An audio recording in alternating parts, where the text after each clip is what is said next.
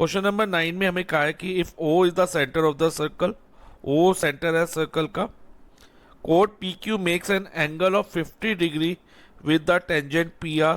Code PQ 50 degree का angle बना रहा है टेंजेंट PR के।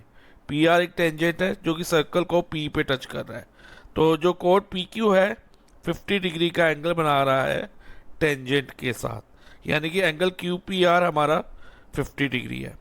At the point of contact P find the angle made by the code at the centre. हमें क्या find करना है?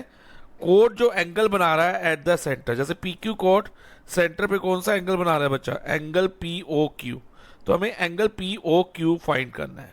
तो एंगल POQ फाइंड करने के लिए हमें पहले ये वाला एंगल जो मैंने अभी मार्क किया, यानी कि एंगल OPQ, जिसे मैं अभी एंगल 1 मार्क कर लेता हूँ, और एंगल OQP जिसे मैं एंगल 2 मार्क कर रहा हूँ। तो ये 1 और 2 की वैल्यू अगर हमें पता चल जाए ना, तो एंगल सम प्रॉपर्टी से हम एंगल POQ निकाल सकते हैं। तो इसकी वैल्यू कैसे फाइंड करें एंगल 1 और 2 की, और POQ कैसे फाइंड होगा ये मैं अभी बताऊंगा आपको। तो सबसे पहले बच्चा OP और OQ रेडियस है सेम सर्कल के, तो ये दोनों क्या होंगे? इक्वल होंगे। OP is equal to OQ, radii of same circle.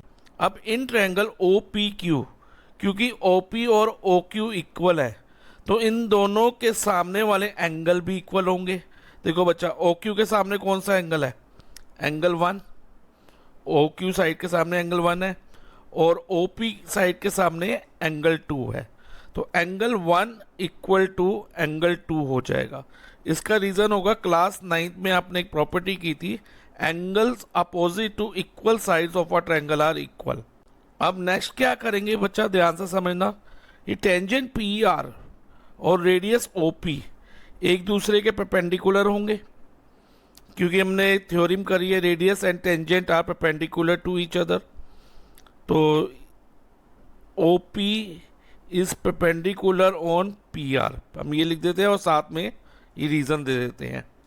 अब बच्चा OP और PR जब एक दूसरे के परपेंडिकुलर है, तो जो ये एंगल, ये वाला एंगल जो बच्चा मैं भी मार्क कर रहा हूँ, ये वाला एंगल येलो से हाईलाइट कर रहा हूँ, एंगल OPR कितना डिग्री होगा? 90 डिग्री। ओके, तो angle OPR is equal to 90 degree. Okay बच्चा, अब OPR कैसे बना है ध्यान से समझना बच्चा। एंगल 1 यानी कि angle OPQ plus angle QPR को लेके, तो एंगल 1 प्लस एंगल QPR